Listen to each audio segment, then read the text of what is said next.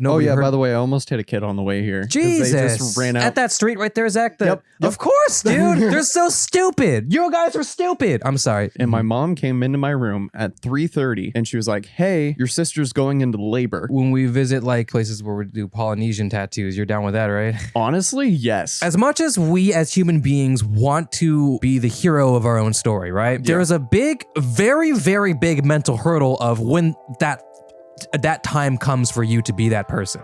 Hello, everybody. Welcome back to Uneducation Station. Woo!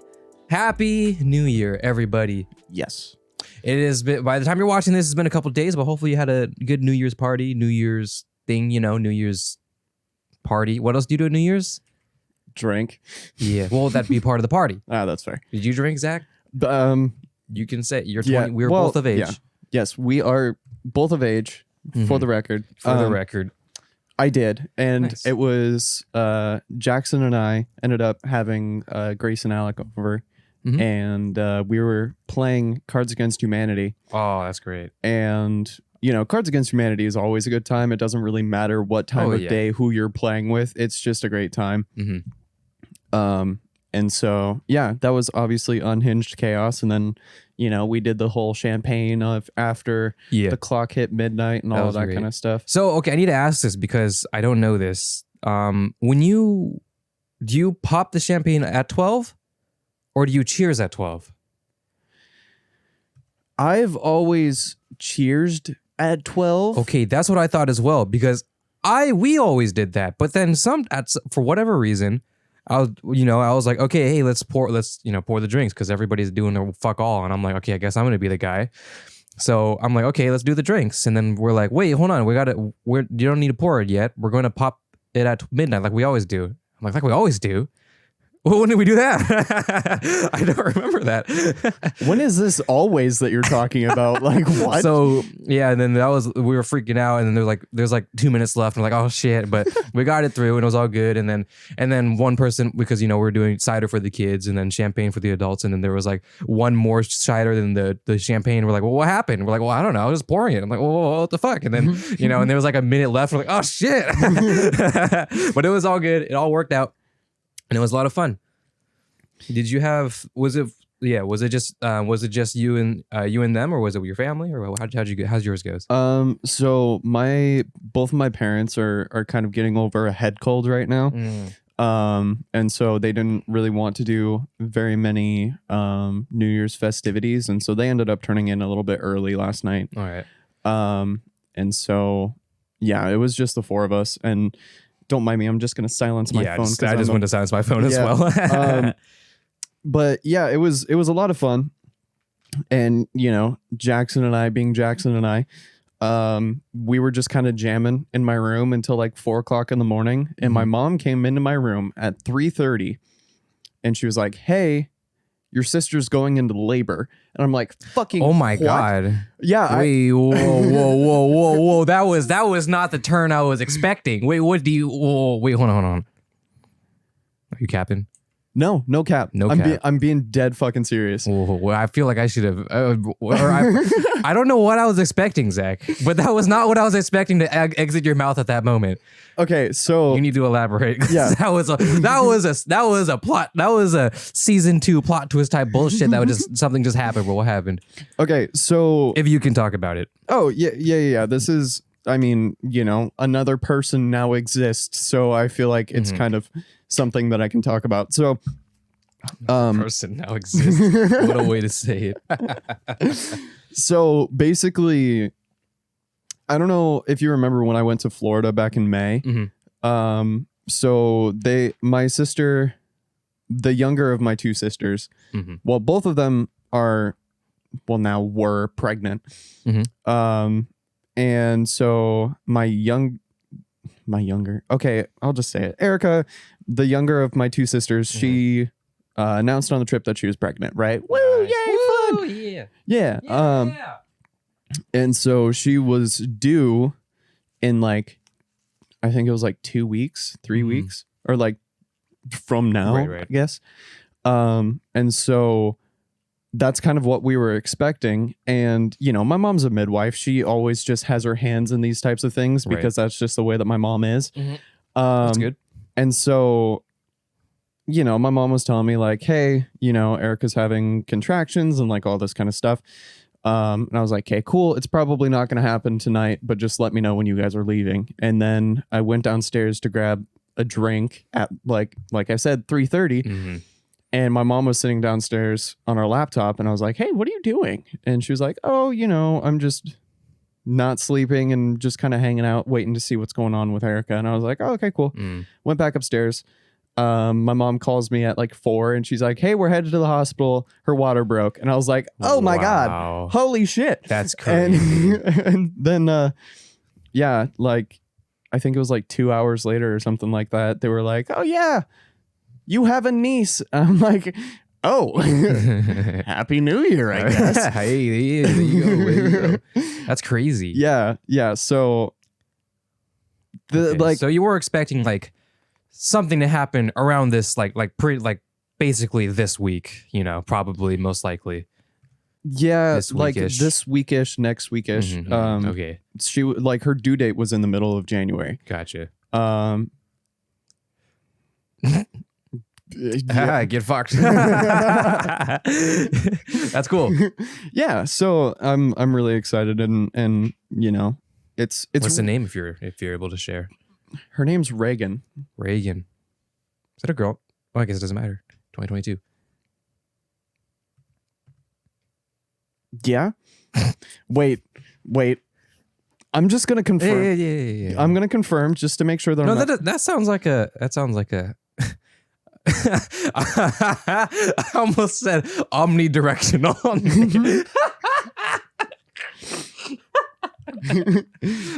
that name sounds pretty omnidirectional. Yeah, that sounds about right. It does sound a little omnidirectional. Yeah. Her name's Reagan. Reagan Rose. Awesome. Yeah. No, okay, yeah. When you said that sounds like we're chilling. But either way, yeah, that's fucking. That gnarly. is pretty cool. I was like, man, he hasn't really said much since last time. Like I think I sent the last 2 snaps because we've kind of sort of been streaking, but not really because we don't care that much, but we kind of care. It's kind of like the weird Snapchat thing. It's like, yeah, why not? But then I was like, okay, well, he's kind of been doing his thing. I'm like, all right, that's all good. It's New Year's, and I was like, hey. You good? I think I snapped you this morning. I was like, you good? Not even in the context of Uned, because we were supposed to shoot today, but I was just like, hey, you chilling? So yeah, I'm glad you are chilling. And that sounds quite eventful. Yeah, all good. Yeah. Again, was not expecting that to exit your mouth.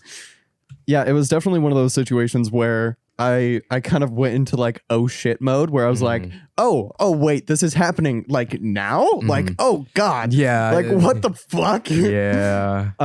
So yeah, it was definitely a very interesting sequence of events, but yeah, don't worry, I wasn't ghosting you. I was just no, all good. You're allowed to ghost. As an editor who ghosts many clients, it's all good. I get it. But no, I hope you weren't commissioned for those. Anyways, I'm glad New Year's was cool.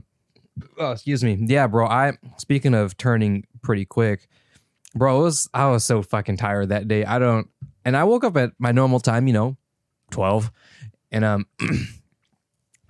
it hit like 8 p.m. and I was like, bro, I'm fucking done. I don't know why. I was just so tired. So I was just like, ugh. And now, to be fair, so we just finished. Well, you didn't see it, y'all. Well, I guess you might have seen it because we were recording for a little bit before we started. But it was a big mess in the studio today because I was using this table to lube some switches because naturally your boy's been getting into keyboards recently, as I've explained multiple times. Y'all already know that. Follow me on Twitter, by the way. I'll just drop the name card again real quick. Fuck it, dude. You can see all my keyboard adventures that I've been going through and all sorts of things, of course. But we were lubing some switches for my brother Alvin's keyboard, which unfortunately we don't know if we're going to go through because his keyboard is soldered on instead of hot swap. What that means is you can't just put the switches in like. Oh yeah, these are some of the switches. Oh, I'm not hitting it. There we go.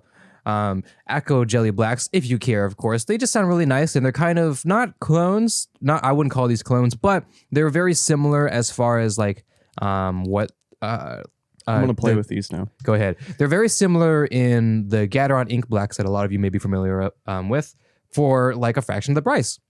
Why the fuck not, right? So we use these same, not the same, but we use ACO switches as well for your keyboard that we built. Yes. And I have another set over there of ACO Blues. Am I an ACO fanboy? I don't know, but you know, if ACO or Epo Maker wants to send me some stuff, I would love that.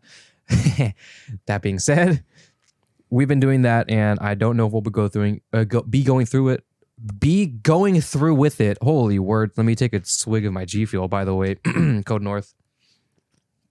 My bad. I'm obligated to say that. Anyways, I'm not. You know. What am I trying to say? We might have to buy a new keyboard, which is kind of unfortunate, but I'm going to see if we can still just desolder his old keyboard and see if we can just make it work. But we'll figure it out. Also, I'm sorry if you hear a quiet clicking in the background because I'm. Oh no, dude! Honestly, I'm just willing to just have these just lying around, just lubed switches. Just, it's fun, you know. Just have like a linear one, a tactile one, not a clicky one, of course, but you know. Man, when we made that keyboard stream, or not stream, sorry, the keyboard episode, I really had a lot I wanted to say, but we were just so in focus mode that a lot of it, that was a weird episode, by the way, because I had to cut a lot. Like the episode ran for about like 3.5 hours, and I cut it down to like 2 hours 40, I think. Oh God. There was that much silence. So I was like, oh shit. I didn't realize at the time, but we really we were just working on it. And then for long periods of time, we were just like, and I was like, oh shit, did we really do that? So yeah, that was interesting. I didn't even realize that we recorded for that long because we did have. Well, it wasn't 3.5, like 3 hours, 10-ish or so minutes. I think we ended up having to stop and restart the recording because we were messing around with like camera stuff and all that. Yeah, or it was either that. No. I hit the stop record on accident like 3 different times. So that's kind of what happened. But I edited it in a way where you couldn't tell. That being said, we did have to change some camera stuff, bro. Keyboard stuff. Basically the main thing I wanted to talk about that episode was just how fun it is just to kind of mod your keyboard. Maybe not necessarily build a keyboard, but I was talking with a buddy who he's going to build his first keyboard as well, and he was like, yeah, this is pretty, you know, just wanted something new. This is kind of fun. And I was like, you can always, you know, you can buy a new keyboard, you just mod your current one if it has hot swap switches. You know, there's all sorts of things that you can do nowadays. Even just like the keyboard that you have right there, all I did was change the keycaps. And this is the 60% that I gave you with the black keycaps. I just swapped it for some really nice white ones ish. You know, they're kind of, yep, they don't sound the best, but hey, you know what, it is what it is. And they're hot swaps, so I can pop them out if I want and lube them, which, you know, I will, because naturally, you know, there's just a lot of things that I learned you can do to enhance your typing experience. And, you know, before I just thought, who the fuck cares? And then I stopped to think, man, in the digital age, we really be typing a lot, don't we? Yeah, and it's something so small, but like I'll type on my keyboard at home and then I'll go to work where we have like the mesh keyboards like that I was using before. The peasant keyboards. I can't believe this is here. Yeah, and honestly, I've debated like going through the whole thing again, getting like a $25 special and like lubing the switches and like putting new keycaps on it and stuff. And then bring it to work. Bringing it to work. Well, okay, you got to be careful because that could, I mean, how loud is the working environment over there? It's not that bad. Not that bad. Okay, well, what I mean is that, is it like it's not dead, right? No, there's noise. Yeah. Okay. Then I'd say that's fine. Because, you know, if it's supposed to be a quiet working environment, you're just going, even if it's lubed, it's gonna you know, it's gonna be rough. But yeah, you can go for it. Honestly, it's just because I showed you, right, and I think in the video you rated like a 7 out of 10 as far as hardness goes. Nice, but as far as the hardness goes, that was more just because of the time consumption and working with smaller things, but the actual activity in the process wasn't bad. Well, and also with anything, there's a learning curve. And so that was with the context of me going from never doing it before to now I'm actively trying to do it and everything like that. But with the power of hindsight, you know, it's not bad at all. And it's honestly something that I would definitely do again if I decide to go down that rabbit hole, which I'm trying really, really, really hard not to. Yeah, it's tough. Well, okay. I think I've definitely got. I mean, I can't beat around the bush. I'm in the rabbit hole.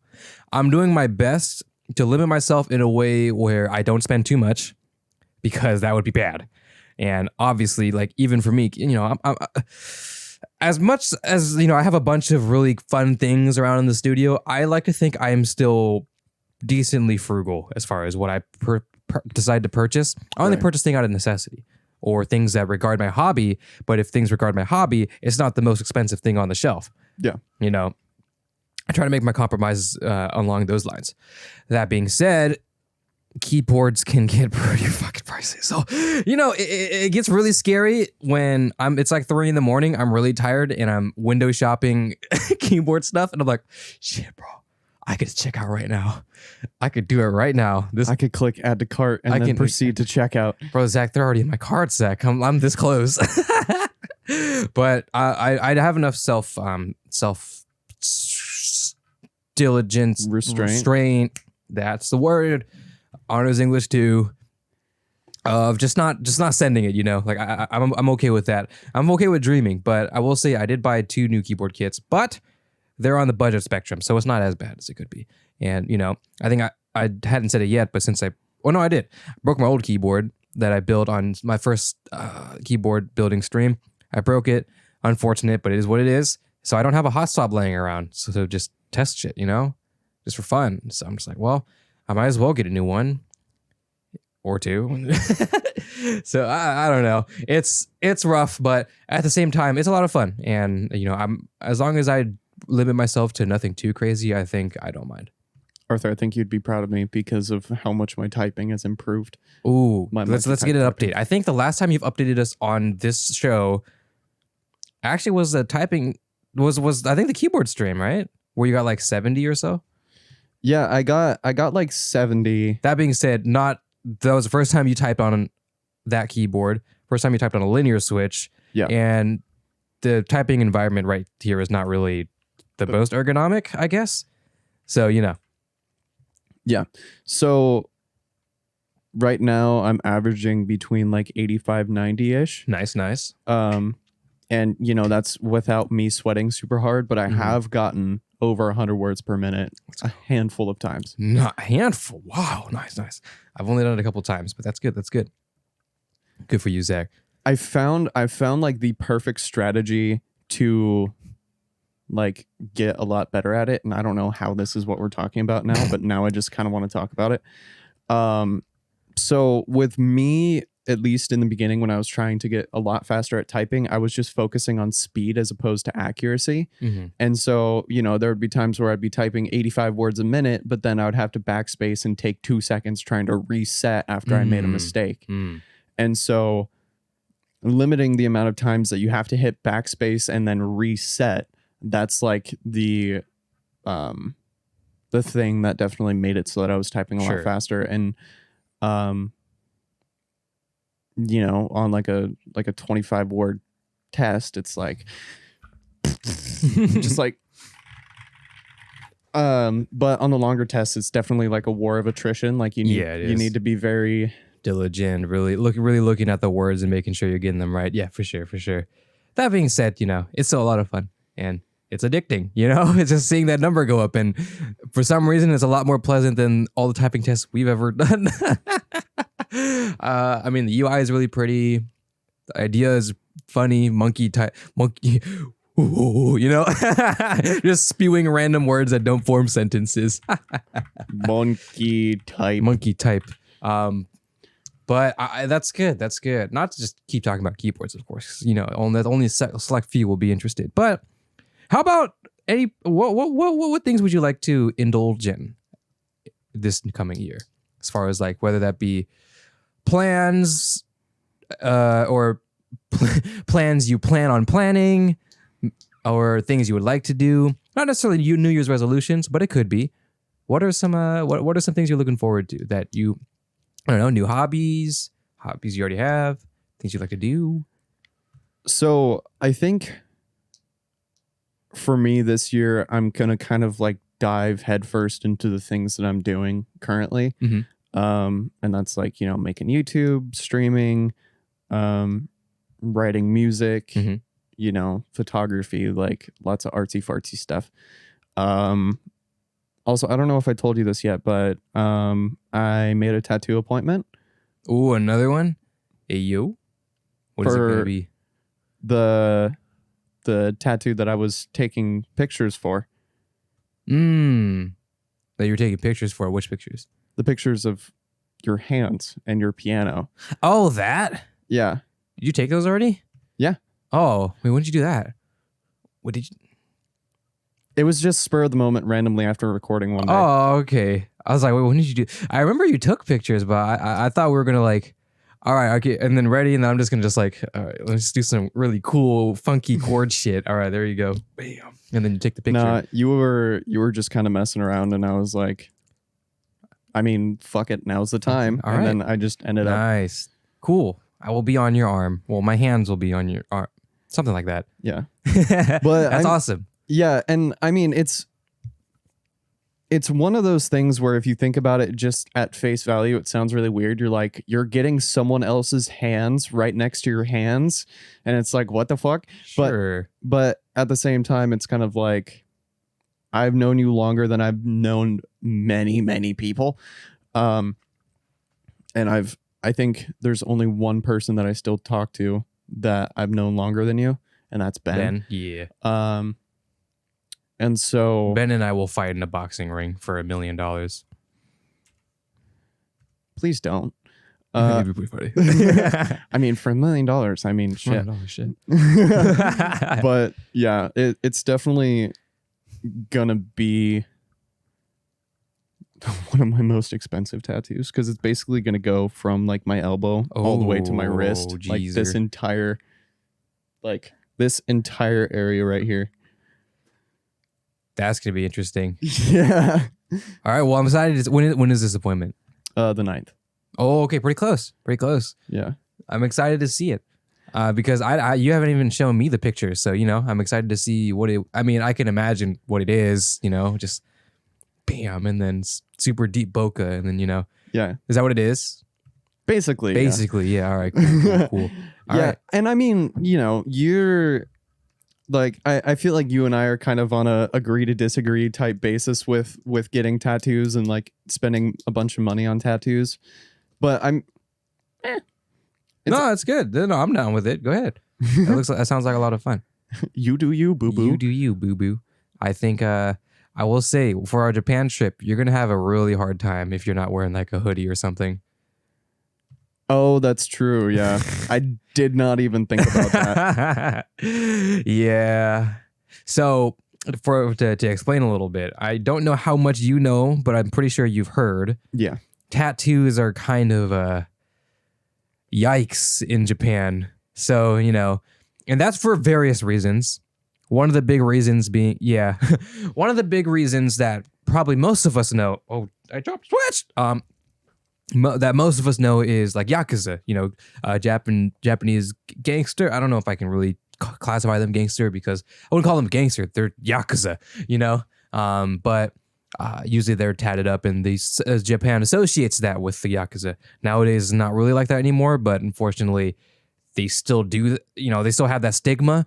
So you can't, you know, you can't go to onsens or hot springs like with a tattoo, or you just can't enter if you have tattoos showing because, you know, they don't want that there. So not only will we have a hard time entering some things because some places are going to be no foreigners allowed, but you know, tattoos might be a little struggle. So hopefully it's not too bad. I'm going to recommend that when we go, you wear a long sleeve though, not because you know, obviously, I mean, it's my hands, Zach. That's a badass shit. You know, of course I want you to show it off, and that's fine because that's the culture here. Culture's there a little different though. You have to understand that. Right. And I thought about it definitely. And of course I ended up finding this out after I got a forearm tattoo. Yeah. And you know, the other tattoos that I have are really easy to cover because I think you've only ever seen my other tattoos like once because I showed you them when I first got them, and then it's just kind of been like meh. Because you know, one of them's right here and then one of them's on my back. Right. Still can't go into bathhouses though. Yeah.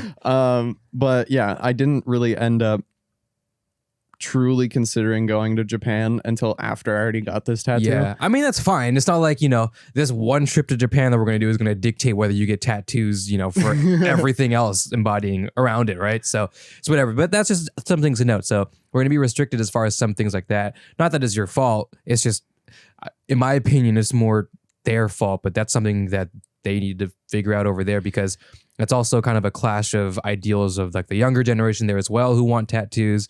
So it's kind of, that's their battles that they're facing right now. And, for now, we'll just, we'll play along and see what it is, what it's looking like, when we arrive. But it's not going to be anytime soon, I will say. I would be interested to talk to people who live in Japan and talk to them about tattoos and just like, people that we just meet when we're there. Yeah, that'd be cool. Well, first of all, I would love to see if I can meet some Japanese friends that I know on Twitter, if possible. That would be really fun. But otherwise, I don't know. Well, I don't know any foreigners who live there. Well, I do know foreigners. Well, I know Japanese people who are there and know a lot of Japanese and are Japanese who are living here in the States. But, that would be interesting. Hopefully we can, or I mean, we can always just stop a random, casual foreigner, because, foreigners see foreigner. Oh, ooh, foreigner, and then we. It's like, I've seen so many memes of like people in China where like the foreigners are like, just super tall, super like exponentially taller than the people who live there. And it's just like, oh, I see you. I see you. I see you.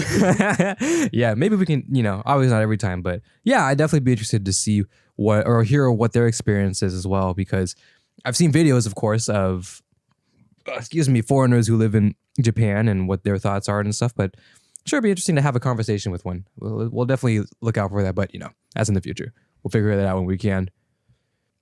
Dude, I would love to get tattoos from places where I travel. Japan, probably not going to work out because I would probably end up in a really sketchy place that I don't want to be in. Yeah, I'm pretty sure. I would have to look into it. Yeah, it's hard, I think it depends hard. also on where you are in Japan. Sure. Because it's probably much, much different in more dense areas, I guess. But yeah, I don't know. It would be interesting. But like, I obviously haven't planned this at all, but I really want to go to like Europe, the UK, and just kind of travel around on the other side of the world. I think that would be the craziest thing ever. And just, I think getting a tattoo there would be the fucking coolest thing ever. And I mean, obviously in like the UK, it's similar, but a little bit different. But in places like, I don't think I'm going to go to like Russia or maybe China. I don't know. It's just like, I'm not financially at a point where I could just go to those places. But yeah, this is distant future stuff, but things that, well, I pushed the wrong button. Oh, it died again. Let's go. All right. You keep talking. Oh, was that? That's a GoPro. GoPro? Oh, man. But yeah, I would definitely be interested in getting tattoos at the places where I travel. Just because, that would be super sick. And I would totally be keen to just kind of see what the tattoo culture is like in other places in the world. Because it's like, it is so common here. Like, yeah, so when we visit like places where we do Polynesian tattoos, you're down with that, right? Honestly, yes. Like, I think that it would be really cool. I'm talking about the... Yeah. Really? Yeah. Oh, shit, dude. That's a... Oh. Okay. So, I guess when they hammer the knee... Yeah. Okay. Yeah. I know exactly what you're talking about. Okay, got you. So I've done a lot of research about like the history of tattoos and all of that kind of stuff, and especially in the Polynesian culture and everything like that. I think that that's definitely something really fascinating. Oh, it is really fascinating. I'm not trying to paint it as like a, I think it's a weird thing. I think it is really cool. And I learned it in that anthropology class, which I really enjoyed. And that area I really enjoyed as well. But, you know, it for us here, you know, it does sound pretty scary in just the idea of it, right? Yeah. But yeah, I could, if you're down with it, then sure. I mean, it would definitely be one of those once in a lifetime experiences where it's like, yeah, so I got a tattoo the old fashioned way, literally. And you know, I think that the symbolism that they have in their tattoos is just something else. And, oh yes. You know, I think even just kind of being exposed to that culture and everything like that would be really cool. And being able to bring home a tattoo that shows like, this sucked. Like that is probably going to be the most brutal tattoo I will ever get. Yeah. Either that or like the bottom of my foot. But I'm not going to tattoo the bottom of my foot. Ugh. I think the only thing I would get is Andy on the bottom of my foot. Oh, that's pretty funny. But yeah, I don't know. I think the way that I look at tattoos is a little bit different from the way that a lot of people look at tattoos. Just because it's like, I look at it from the perspective of like, you know, you have to go through temporary pain to have like something to take away from it long term. Sure. And you know, that has some like real life symbolism to it.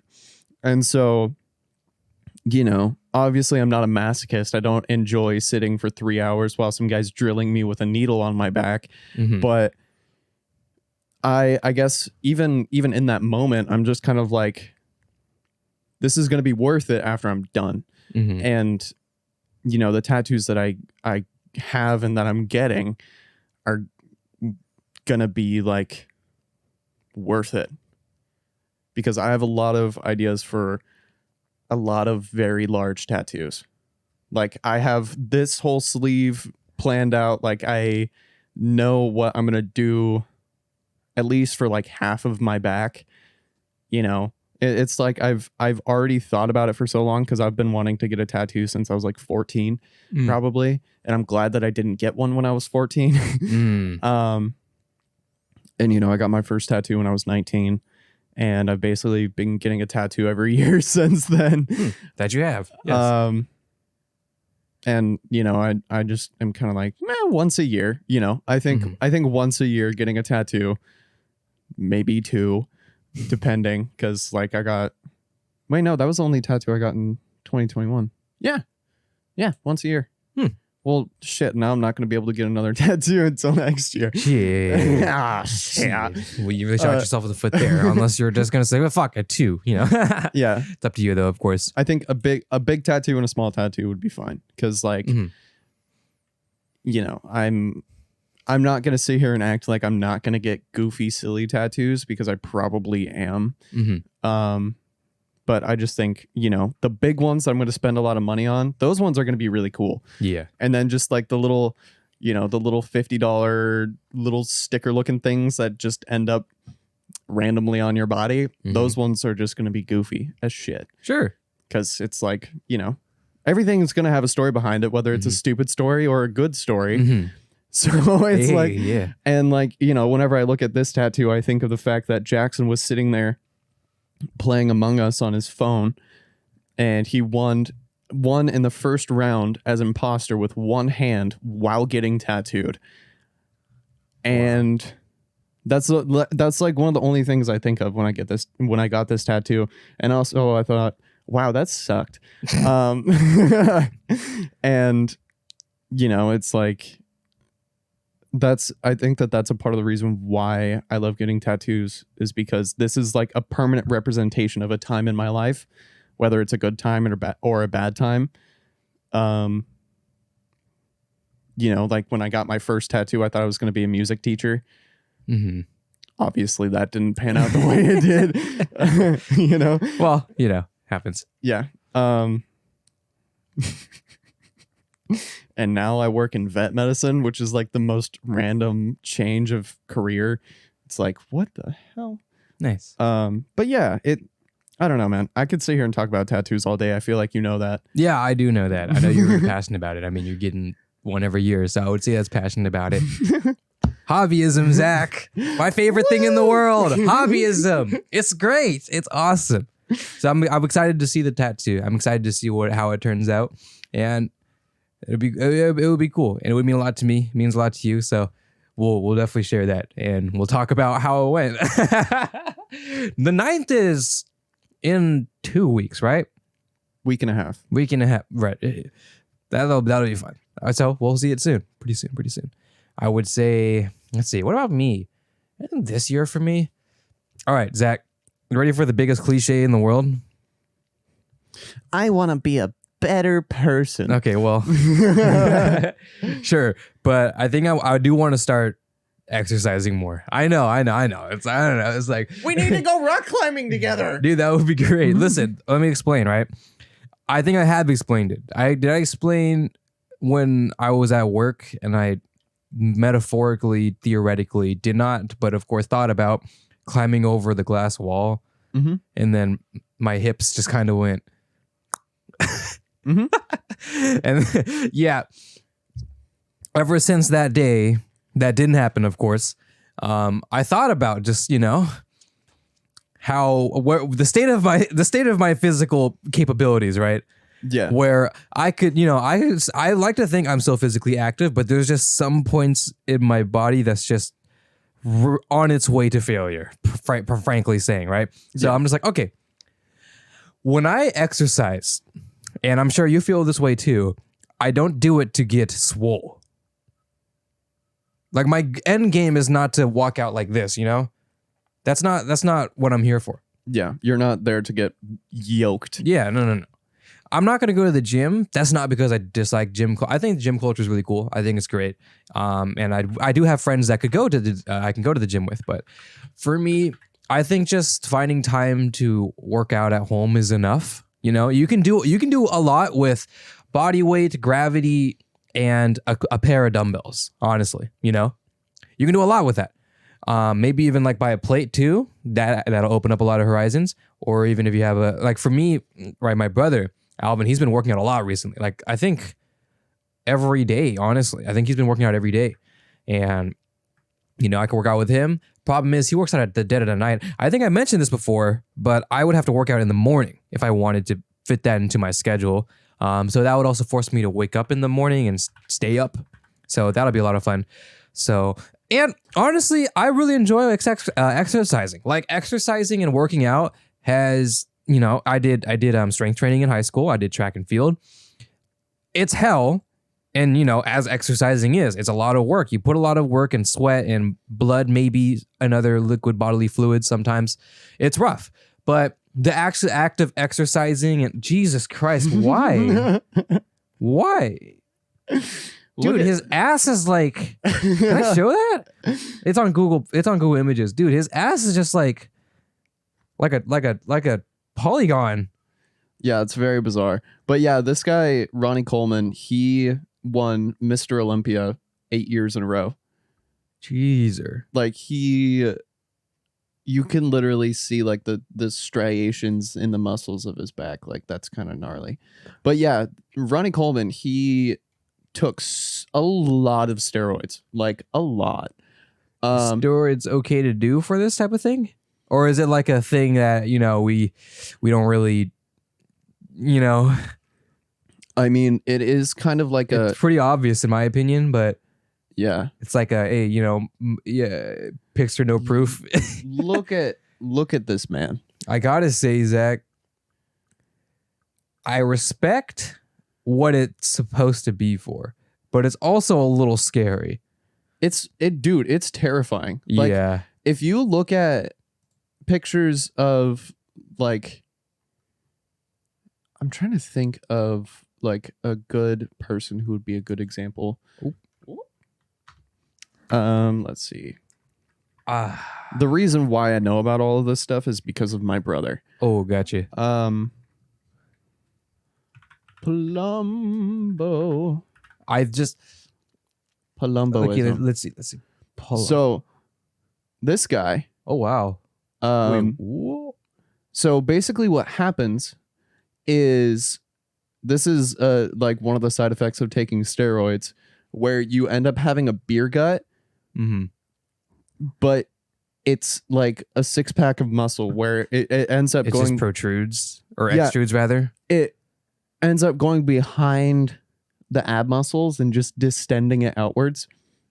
I see. So like if you look at this example of, oh, you can't really see it that well.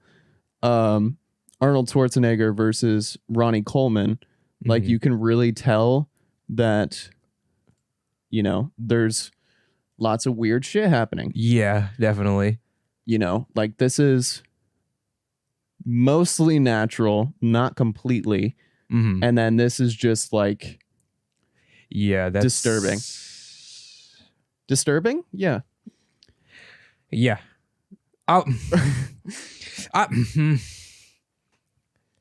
Is this a point of controversy? Is it wrong for me to say I think it's a little odd? So I think, because I'm not saying odd in the sense of how it looks. I'm more in saying it's odd in the practices of which it took to achieve a state like this anyways. right.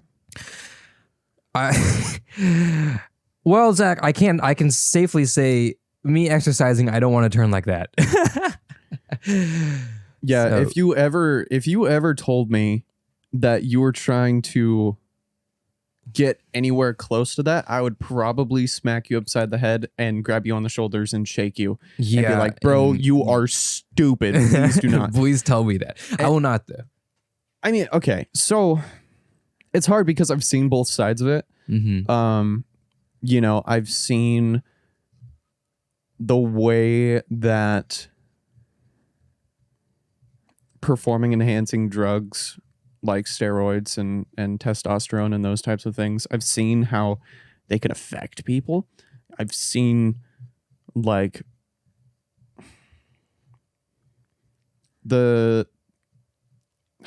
I'm trying to think of like a tasteful way to talk about this without sounding like an asshole. Sure. I think it's just a little sad to think about how entertainment expects, you know, high performing athletes to perform in such a way.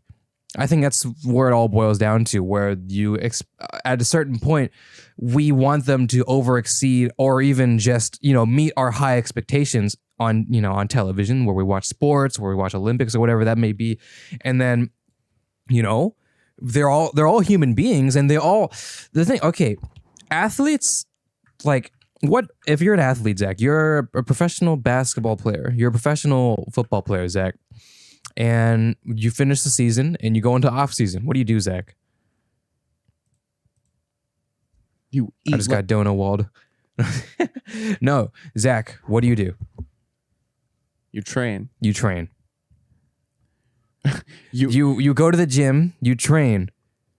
And when and funny enough, I get I have this outlook from Sangatsu no Lion, the shogi anime that I was talking about, where he made this comparison of, like, you know, what do athletes do when they have time off? They train. When they have free time, they train. They train harder and harder at their work, at their craft, at their profession. And the same thing is with shogi. When you know, shogi players, you think they just play a bunch of shogi or chess or whatever, a Japanese chess, weave chess, you know, but they go home and they study more chess material and, you know, that type of stuff, or not chess, shogi, sorry, but same thing with chess. They study chess charts and you know, checkmates and all that type of stuff, different rounds from different players, understand that type of thing. The athletes try immensely hard to do really well, not just, you know, because, you know, a part of it is definitely because they want to, because they enjoy the profession and they worked hard to reach this certain point. But at the same time, you know, I'm not claiming any athlete to take steroids, because I don't follow sports enough to really just sit there and pick at it. But, you know, I see even in me, for example, as a tragic Portland Trailblazers fan, Zach, right? Yeah. You know, I'm sitting there watching it with myself, my dad, my family, and we're like, damn, bro, we fucking suck, huh?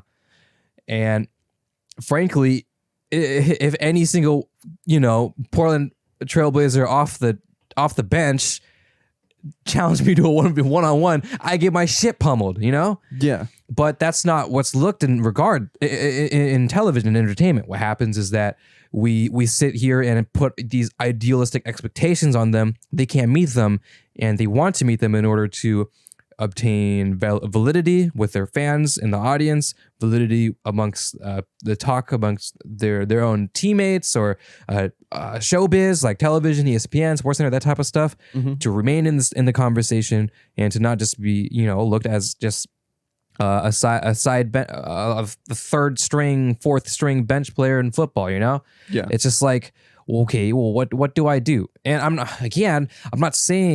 claiming that certain players in the NBA take steroids, or certain players in the NFL take steroids. I don't know that. I don't claim that. I'm never going to do that. But in the perspective of someone who watches sports and, has done it before, I'm like, damn, bro, we fucking suck, huh? It's like, I say that in a joking manner, but I've seen, my own family members, other friends and their family members, of how they speak on athletes, right? Of how it's just like, oh man, bro, we fucking suck. Why do we have him? Or this athlete is not as good as he used to be. He's washed. Trade him.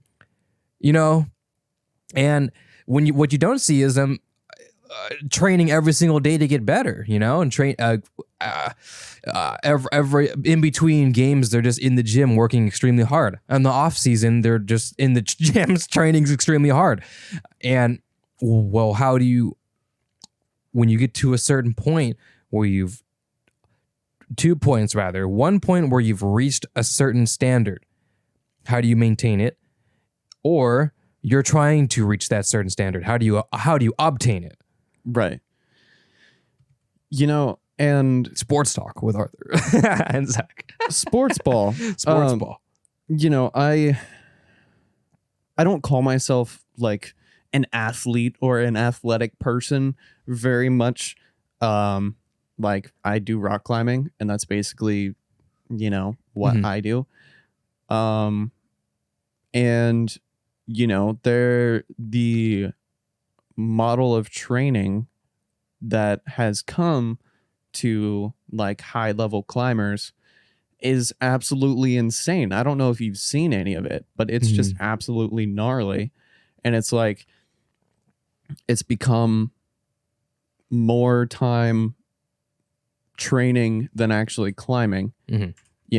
It's a very, very, it's a very interesting thing to look at. And like, I look at the progress that I've made in climbing, and I mean, you've seen it.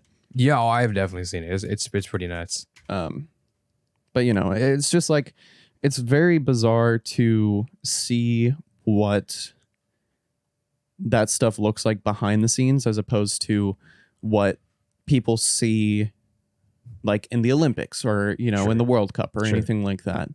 They don't see the years of time and effort and heartbreak and blood, sweat, and tears that goes into it. And so, it could be really easy if you've never done it before. And, like, especially with rock climbing, every single person I've rock climbing for the first time almost every single person has told me, wow, this is so much harder than it looks. And that's how it is with everything. That's how it was with me, Zach. Yeah. Like, I was the guy. I mean, I wasn't criticizing. I wasn't saying rock climbing Omega Law. No, I wasn't that guy. But I was also saying rock climbing, yeah, I could do that. Doesn't sound that bad. I've climbed things in my time, Yeah. And then I tried it and I was like, damn, bro. I think I only cleared like one course, I think, that entire time. But it was a lot of fun though. Yeah. It's a lot of fun, but it takes a lot out of you. Like, I like to consider myself a decently strong dude. Yeah. Not a buff dude. Not I wouldn't no, not at all. I also would not consider myself extremely athletic, but I would consider myself a strong person, just purely based off of things I can, lift, I guess. I don't know. But it's a lot. And I will eat my words, I definitely thought, well, Yeah, no, I've never rock climbed before. I definitely thought it was not easier, but not like that. Yeah. That was not what I was expecting. So, you know, and that's a good example. You know, was a little different because like you and I can play basketball on the street right now, you know, Mm-hmm. and it would just be it. But then again, but it would be miles different than something like an NBA game or even an actual 3v3 pickup game with other people, for example. I don't know. Yeah. It's definitely different levels, different analogies, different things to look at, but it all encompasses one thing, and it's that we have high expectations for human beings who are human beings, you know? Right. And those unrealistic expectations end up making it very hard for pretty much everybody involved. Like,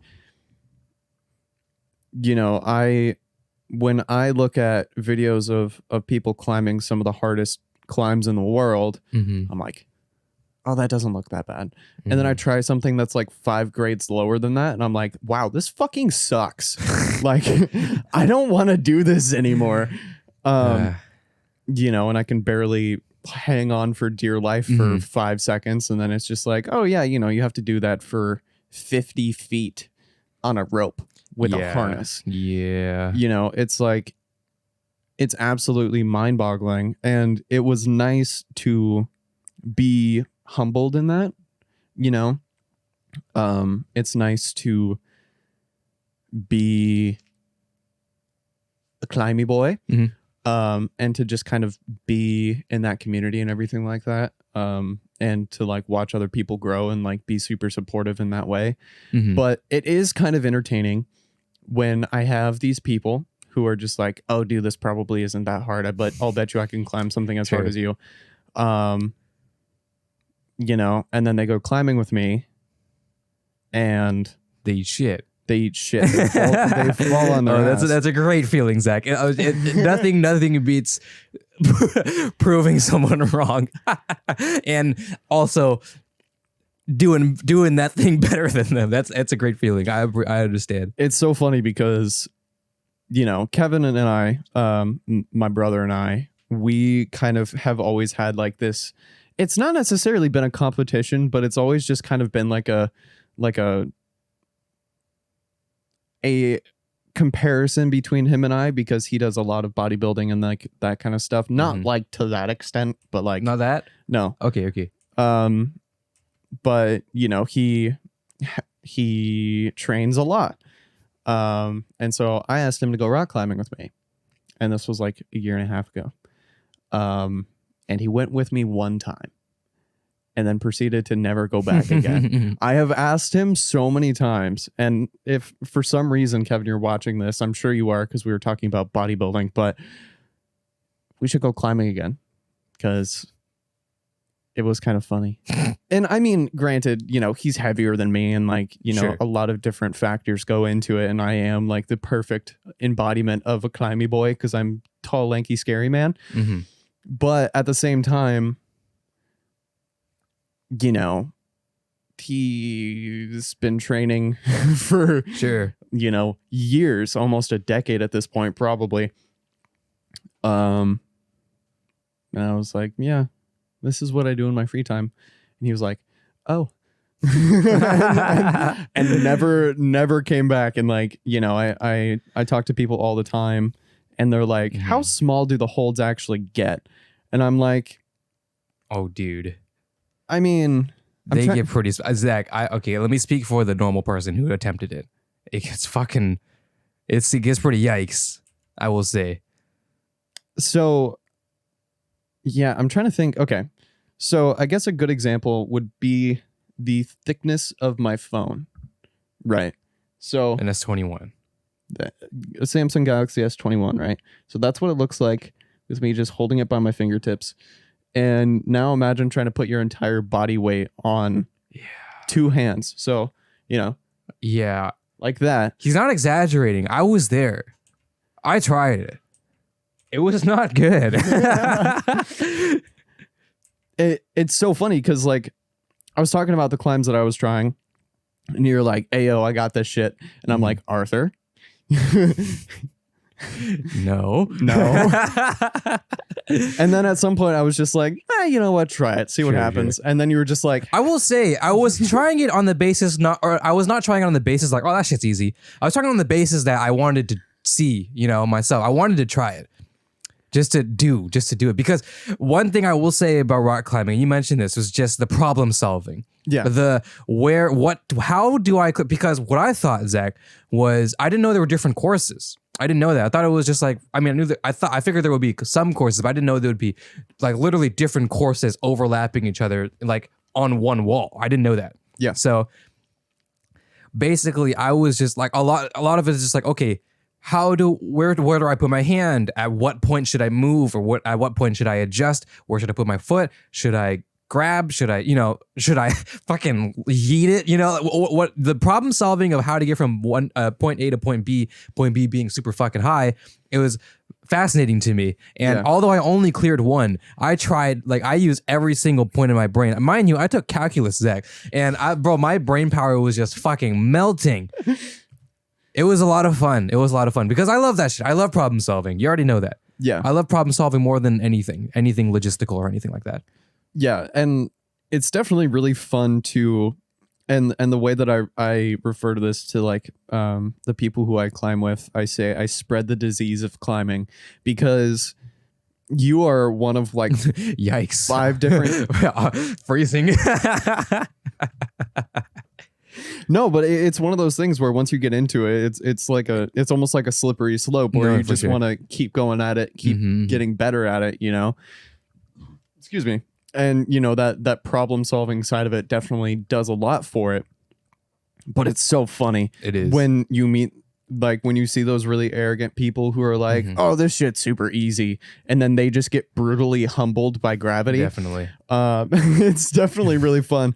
And then, on the opposite end of that, me pushing my friends to try something harder because I feel like they could do better than what they're doing. And so I'm like, oh yeah, you should try this one. And, just kind of see, like, just try to get off the ground. And take it like one move at a time. If you grab one more hold than you did before, that's still progress. And I think it's so cool because sometimes it can be so linear where you're trying to solve the problem of how, like, body positioning, using the holds the way that they're supposed to be used. And sometimes that can be a little bit weird. And, like, balancing your body, like, trying not to get fatigued too fast, conserving energy.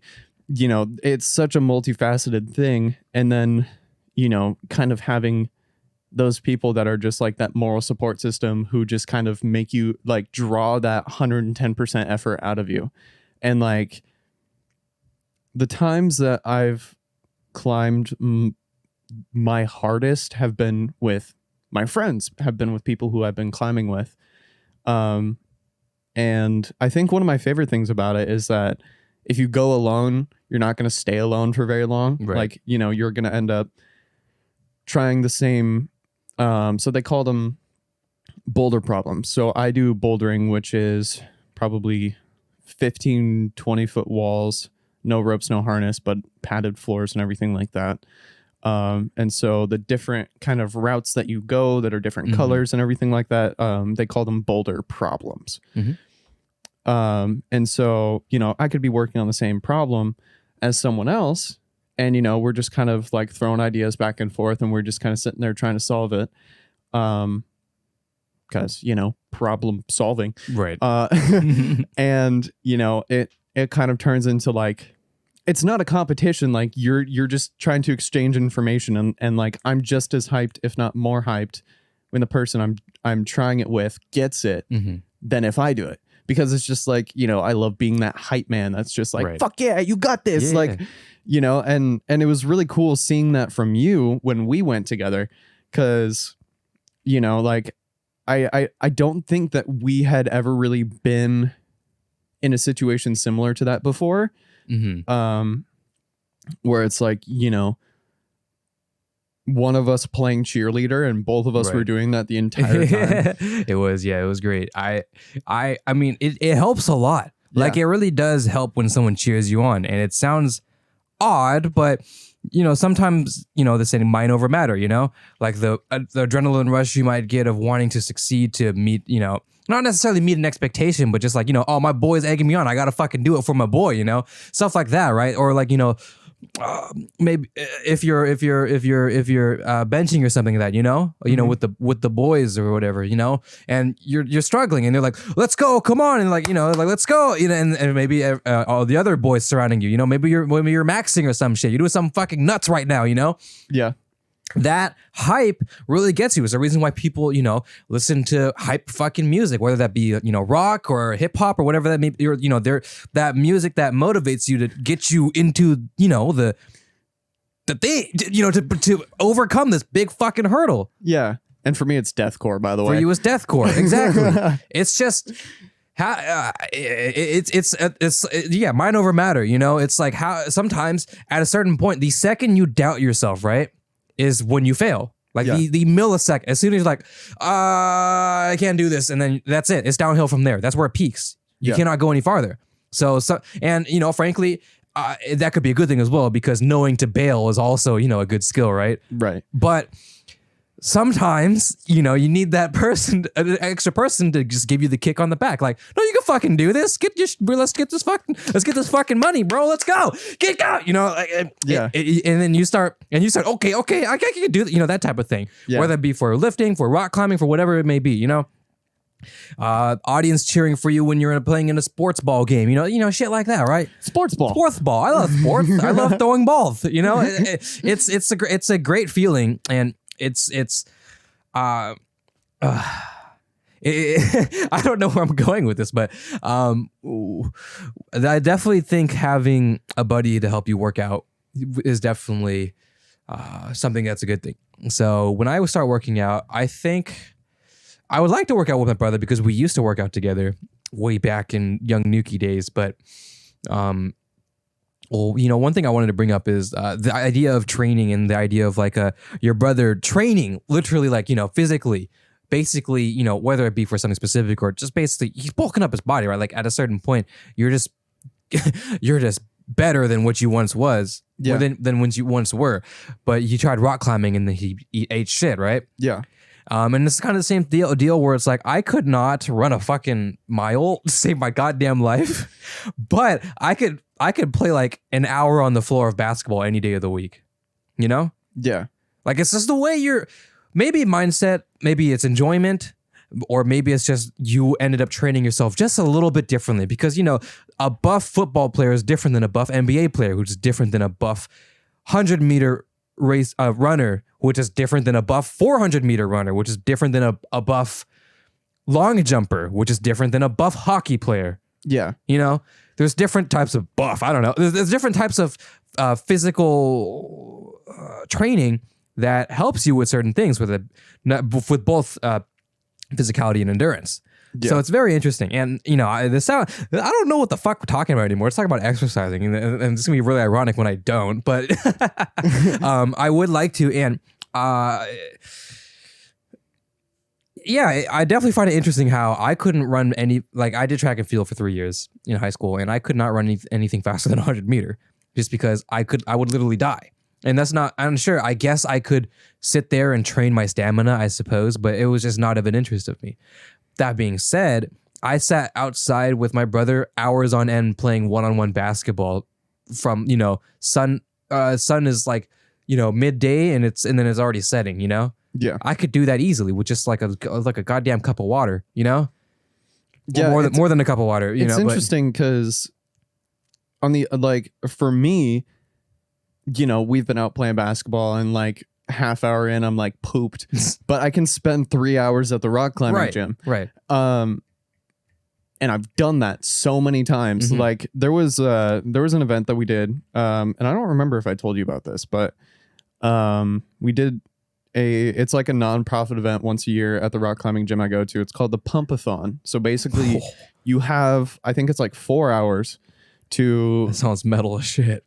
Pumpathon. Yeah. Oh yeah. Yeah. No, it's fucking brutal.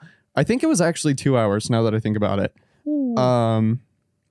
And so over the course of that 2 hours, I think I did 85 different climbs 80, like 8.5? Yeah. Like, Mhm. shit. Damn, bro. You know how many climbs I did, Zach, with you in our hour session? 1.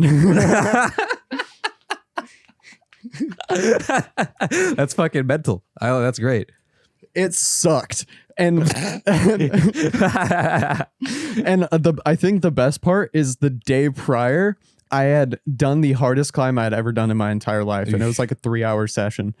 They're right back at it. And so I was already dead when I got there. And then I just like, I started kind of like in the mid-range of my climbing. Mm-hmm. And then it was just downhill from there. And then, I was trying way too hard on the stuff that I would warm up on. It was like, it was just so brutal. And yeah, I think that's definitely like, that was one of the worst climbing days I've ever had in my entire life, just because I wanted to die the entire time. Damn. That's crazy. I feel that though. It was fucking metal. But at the same time, that was one of those situations where it was mind over matter. Mm-hmm. It was like, well, it sounds like it's a bunch of people thing, right? Yeah. And a bunch of so probably a lot of let's go, like let's fucking do it, and like let's go, Zach, you're almost there, that type of shit, right? Yeah. So that's gonna definitely. Adrenaline, I think, beats any sort of physical it's like unlocking your unlocking your physical limits, because it sounds stupid. It sounds anime as shit, Okay, but I will say, like, a real world example of that, of like, going beyond your limits. It's like people who are lifting up cars to get people out from under them. Oh, definitely, yeah. And like, obviously it's not like the world's strongest man type person. Like, it's your everyday Joe Schmo picking up a fucking a Subaru, to get someone out from under it. Like that adrenaline. Sure. Like, you just have like a blatant disregard for the physical repercussions of what you're doing. Right.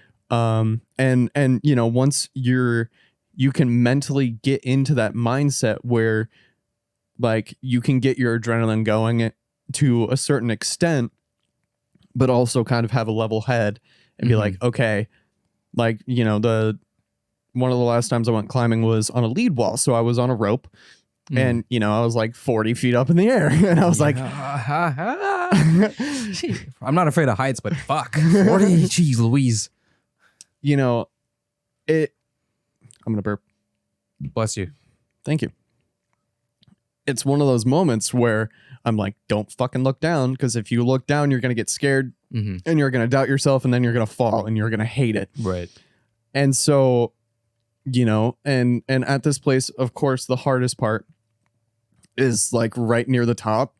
And so you're already like pumped as shit, and you're just like, I feel like I want to die. And you're just up there, and like, of course, knowing me, I'm the guy who's doing like the tiny holds and all of that kind of stuff, and like grabbing onto grabbing onto something with like 2 fingers, and I'm just like, ah! Yeah. It's like, you really grabbing on shit with like 2 fingers, like your entire body weight. That's like fucking insane. I still, go ahead, continue your story. And when you're able to kind of clear your mind and just focus on what you're doing, whatever that might be, and you're able to no thoughts, head empathy. No thought, only climb. I be monkey. Revert to monkey. Go back. I want to be monkey. Yeah, but dude, it's so crazy. And like, I think I don't really understand how crazy it is, the things that I do, until I talk to you about it, or like someone who has only ever been climbing once. And I'm just like, oh yeah, there was this climb that I was doing that just had 2 finger pockets. That's it, pretty much. And it's like, wow, that really sucked. You're like, oh man, that was pretty fucking difficult, wasn't it? I'm like, dude, that's fucking crazy. I could do that with 5 fingers. Like, come on, like I'm the level head. I'm the gauge of reality. Yeah, and it's really interesting because you can kind of gauge how small a hold is by like the first pad of your finger. So, audio listeners will be confused at this one. Well, no, I can try to explain it the best I can. So like the very top of your finger. So the way that they gauge like the really small holds is if it's a full pad, like the full pad from the knuckle to the tip of your finger, half pad, which is half of that, quarter, and then it goes so on and so forth. And I am at the point of my climbing now where I thank God for half pads. Wow. And like I have done some climbs that have been so like the holds have been so small where it's like a couple millimeters. And I can That's do it. not a hole. That's just like defying gravity. Well, it's not. I mean, I have footholds, and so it's, I know. It's not That's like just Spider-Man. just, Let me just. Whoop. yeah, I think. Oh gosh, I think the smallest hold that I've like held my entire body weight on is about 10 or 15 millimeters. Jeez. Which is like quarter pad ish. That's crazy. I It could sucks. never. Yeah. I just want you to know, like, it's really unfortunate. Well, if you're saying it's unfortunate, Zach, then what do you think it means to me? You're just like, bro, why the fuck? Yeah, it's like, just imagine keyboard switch. this keyboard switch, and now imagine trying to like this. It's mounted to the wall, and you have to hold on to your entire body with it. This keyboard switch, right? And I'm sorry, I'm using my middle finger. That's just what I do when I climb, because it's the strongest fingy. Now imagine trying to grab onto this bitch and hold on for dear life and hope that you don't fall, because it's really scary. It's very scary. Yeah, because you've Yeah, I fell. I ate ass a bunch of times. Phrasing. I think. Yeah, I'm debating if I want to speak about this because it only happened really recently. Eating ass? Well, no. I'm talking about a certain thing that happened recently, about an emergency that happened. Oh, It's like, do I want to end on this note? But okay, so here's the thing, right? So I'm not going to go, maybe I do, but only because the idea was brought up. I want to go specifically, but for context, a certain emergency happened within my family very closely. And it was at a family, like a get together ish type thing. A lot of my family were there. I was not because I was at work. mm-hmm. So before the tone is set incorrectly, I just want you to know everything is chill. We're all fine. It's all good. I said hi to him today. Yeah. It looks like he's doing great. It's all good. So basically what happened was he entered? Is that the right word? He had a heart attack. And, so this is the really interesting thing, right? I wasn't there for it. So let me proceed with my story with that under that context. So basically they had a heart attack, and it was at a family thing. So everybody started panicking, and the ambulance, called 911. Ambulance came. They're trying to figure things out. What happened is that their jaw ended up locking, and they weren't able to breathe out of their mouth. And they had to try and open it up. And so I don't know the details, but it was really frightening, obviously, right? So what was interesting that I'm looking at it is like I wasn't there for it.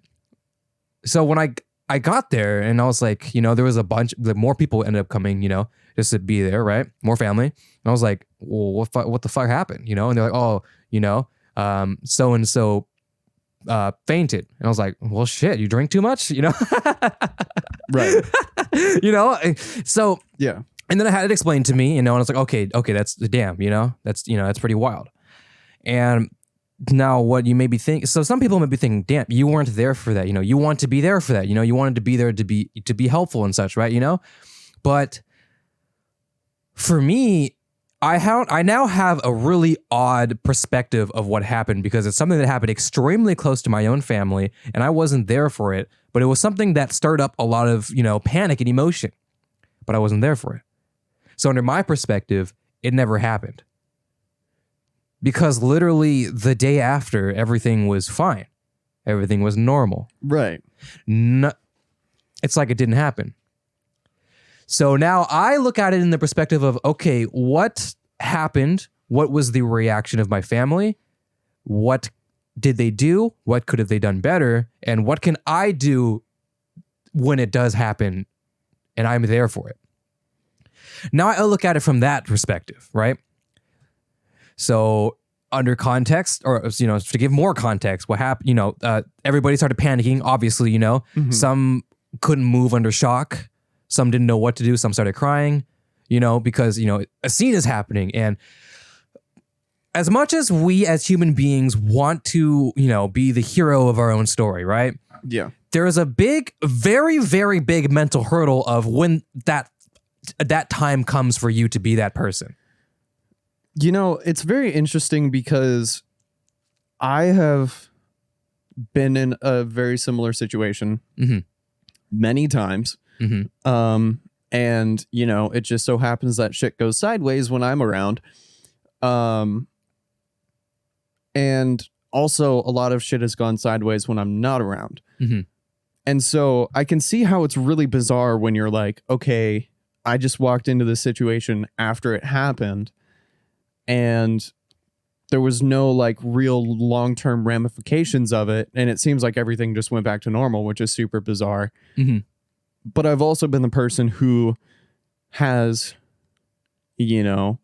had to call 911 because one of my brother's friends, his forearm was completely bananaed this way. Yikes. When I was like 13, I've been in the situations where it's like shit's going sideways. I need to do something. I need to be helpful. And also my job, what I do. Right. And, I am constantly surrounded by people who have been in that situation with other people many, many times. My brother's an EMT, my mom's a midwife, my dad used to be a police officer.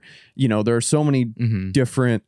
And you're in veterinarian, surgical veteran stuff. Yeah. I'm in veterinary medicine. Mm-hmm. I work basically in an operating room. Yes. So yeah. So when shit goes sideways, I need to start moving my ass and doing something. But that's also because I've been exposed to it more. Mm-hmm. And, the people in my family have been exposed to it more than I have. And so if I don't know what to do, somebody does. Right. And if they need me to do something, they tell me to do it and I do it, basically. And so when you're caught in a situation where you're surrounded by a bunch of people who have never seen this type of thing before, they've never been through this type of thing before, it's fucking terrifying. Yes. Because imagine like your first car crash, Yeah. Literally, yeah. That is a perfect example because my first car accident was when I was 17. Yeah, mine also when I was 17, I believe. I just, you're just like, oh fuck. and you don't know where your emotion needs to land. Yeah. You don't know if you need to help. You don't know if you need to, calm down. What am I supposed to do? And basically the point I want to make is it's okay to, when something happens to, have a natural human emotional reaction of, oh fuck. Yeah. Like it's fine. It's all good. But what you should not do is panic. I think that is the scare because we were just talking about mind over matter type thing, right? Yeah. And you're talking about like, how literally average Joe Schmo 7-Eleven worker, if needed to, maybe with another buddy, can lift up a car to get a person out. If that's what ended up being there at that very moment. Yeah. But, also at a certain point, average Joe Schmo could not do that because he's too scared. Yeah. And frankly, I think that is the normal reaction. That should be the normal reaction, right? So what I implore is is oh, there's some is that a child? All right. Anyways, Oh yeah, heard. by the way, I almost hit a kid on the way here. 'Cause Jesus. They just ran out in the middle of the Is street. it that at that street right there, Zach? Yep. Of course, dude. They're so stupid. You guys are stupid. I'm sorry. Okay. Anyways. Anyways. Let me. If they were stuck under my car, then I would be able to do something about it. Or maybe not. I don't know. I fucking hate those kids. Anyways, It depends on the day. basically, there's this street towards that goes to my house, and there's these two houses, and they have a bunch of fucking shitheads, little twerps, and they always just dart back and forth across the street for no fucking reason. Like their parents are just shit at parenting. I don't know. Anyways, that's besides the point. If I hit one don't you just love when parents don't know how to parent? if I hit one of their kids, I'm gonna say sorry, but y'all know how I feel. Anyways, that sounds a little bit premeditated. Not gonna lie. Zach, you haven't lived here, Zach. They've been doing that, and their parents ain't done shit. Anyways, weird tangent, my bad, but kind of similar.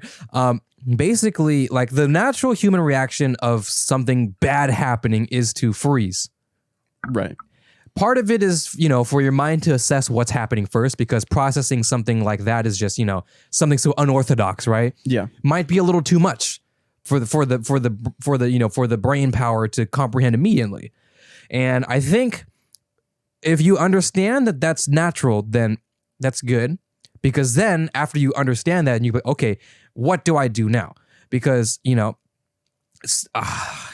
see, it's sad to think that if there's 20 people in the room, something happens, most likely only 2 to 3 people max will start assessing the situation immediately. Yeah. If any, if at all. And I don't think that's something that you should feel the pressure of. I don't think, like, you shouldn't be like, oh, I don't want to be the guy who freezes up. You will be the guy who freezes up. But it's more of like, okay, I'm going to freeze up for maybe just a brief second. How do I snap myself out and then be helpful?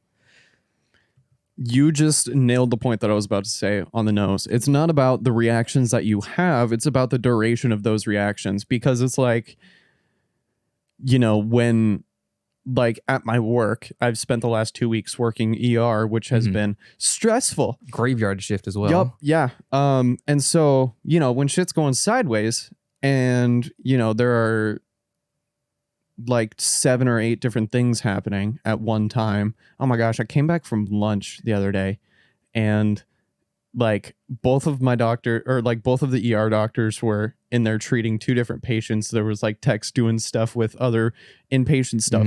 And so I was just kind of like running around, just like trying to make sure, like, hey, do you guys need help with anything? Like I'm kind of like the extra pair of hands in that situation, because I don't mainly work in ER. And so, I think something that's important is too many hands on one thing can get very difficult very quickly. Yes. And I think it's hard for people to distinguish that, because it's just like, oh, something bad happened, I need to help. Well, you can help by not helping. And either not helping or distancing yourself physically from the problem. Because if you're calling 911 because someone's having a seizure on the ground, how many people do you think could possibly have their hands on that person at one time? 2, maybe. Right. And so when you're trying to assess what you should do with that situation, if someone isn't calling 911, take a step back, get out of the people surrounding them.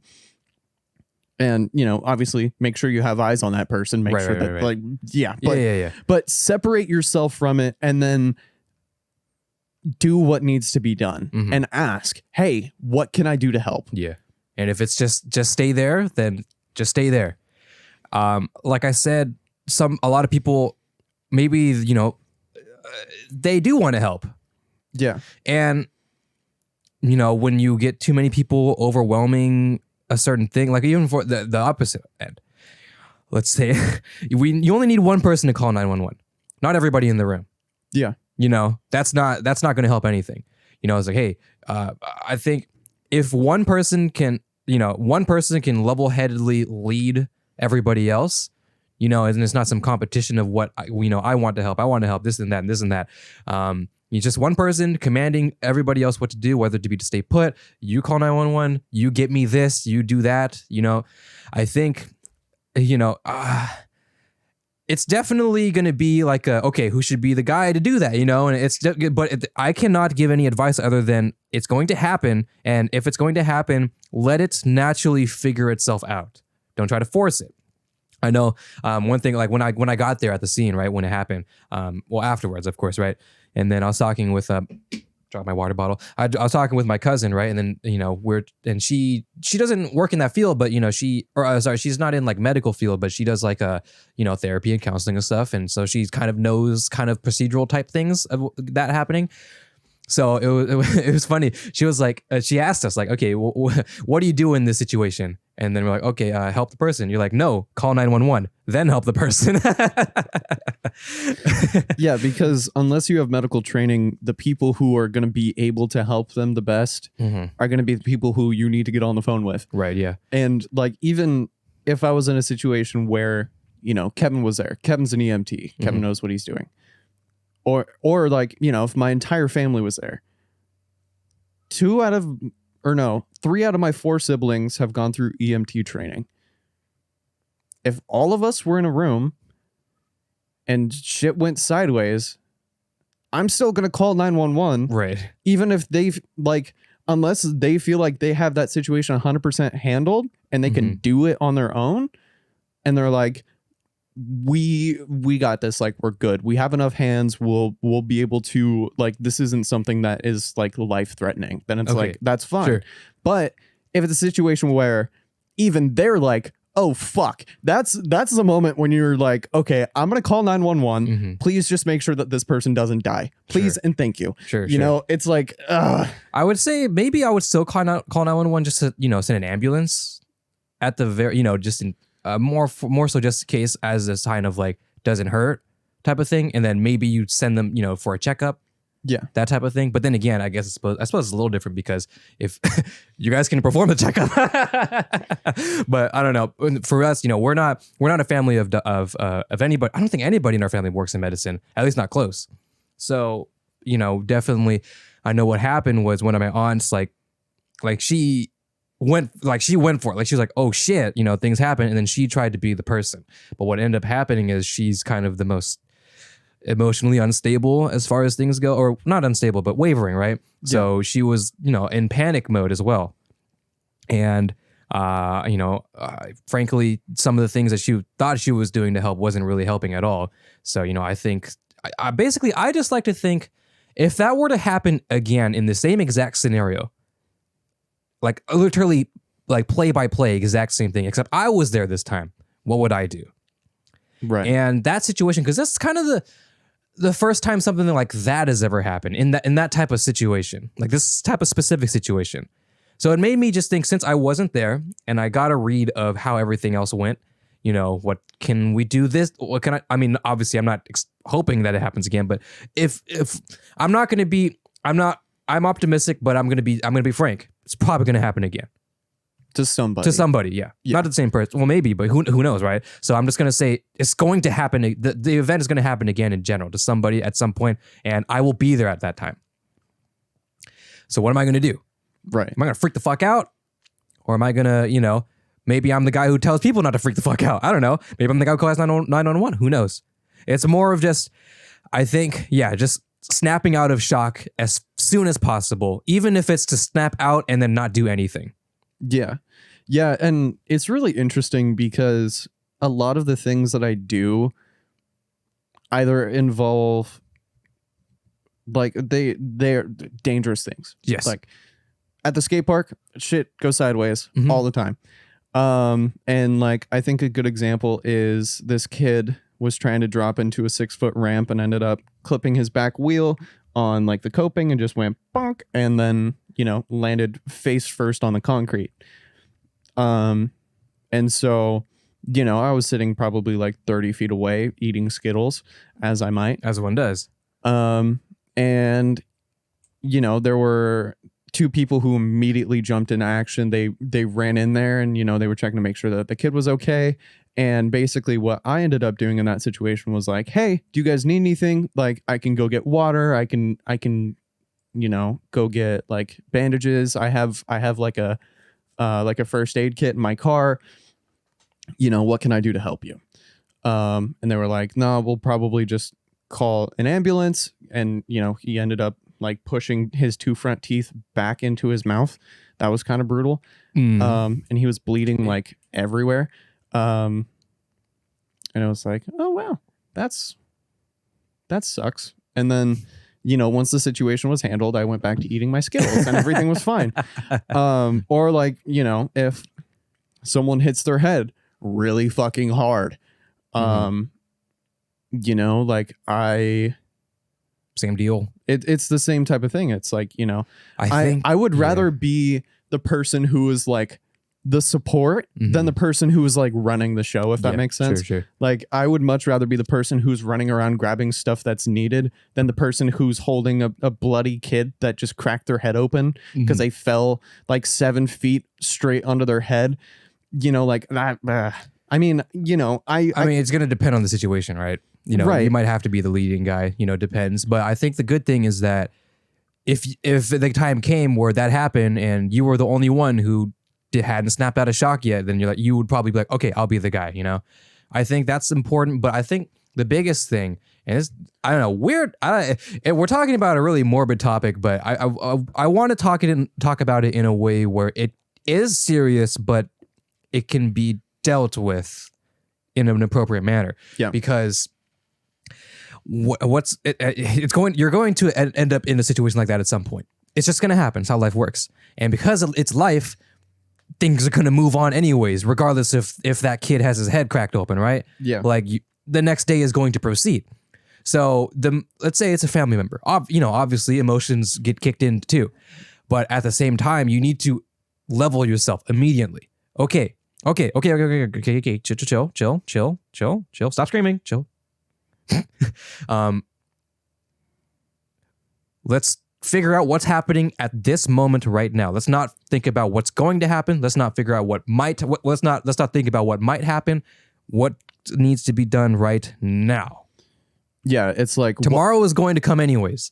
Let's figure it out right now, Let's figure out what happened and what we can do in this moment. And my mom used to make jokes all the time because like in her one of the first courses that she took, it was like the dummy that you had to do CPR on. And she would be standing over this plastic CPR dummy and she'd be like, Annie, are you okay? And then she'd point at someone random in the room and be like, you call 911. And it was a joke. And like I heard it all the time when I was a kid, but I kind of forget that like people don't understand the order of operations in those types of situations. And so, there will be people who will just blatantly forget to call 911 when this guy is like bleeding out. And I'm like, dude, call someone, please. Good God. Or, well, it's kind of like a social thing where it's like, oh, should I call him? Should you call him? It's like, who's going to call? Yeah. Someone has to, you call him. Yeah. You do it. And they're like, okay. And, some people haven't called 911 before. So that could be a scary experience in themselves. But I will say right now, right immediately, you just don't freak out. It's just call, they pick up, say what happened. That's it. If they want you to stay on the line, stay on the line. Otherwise, that's it. That's all it needs to be. I've been on the phone with 911 probably too many times. I've done it a couple of times. Basically, and I've done every single time I've done it. I'm confident that to say I've been level-headed every single time. Yeah. It's been chill. It's just like my advice is just simply, it sounds scary. It's not. Say what needs to be said. Do not overcomplicate it. That makes it hard. There's a person listening. Don't make it confusing. Yeah. Say, this happened. Come here now. Is that it? 3 stages in my head. Is there anything else that you need? Yes. Yeah. This happened. Say this happened. Where? Is that all? If that okay? Cool. Hang up or stay on the line. All right, stay on the line. That's it. That's all it needs to be. That's all it needs to be. Sounds scary. I know. It's saying we see it all the time. TV shows and also like call 911. But You know, and frankly, a lot of it, you know, growing up, we've been taught, you know, you got to remember, growing up, we've been taught how to deal with emergencies. How well that, you know, you can decide that, that's opinionated, right? But we've all been indirectly been taught, going to school and such, how to deal with emergencies. And frankly, you know, honestly, I learned more about CPR watching a YouTube video than I have ever doing, you know, those spontaneous CPR activities or so, like every like once a year in like middle school and such. Oh yeah. But you know, things like you've seen it. Yeah. You've been told it. It's in your brain somewhere. Thank you. Staying alive.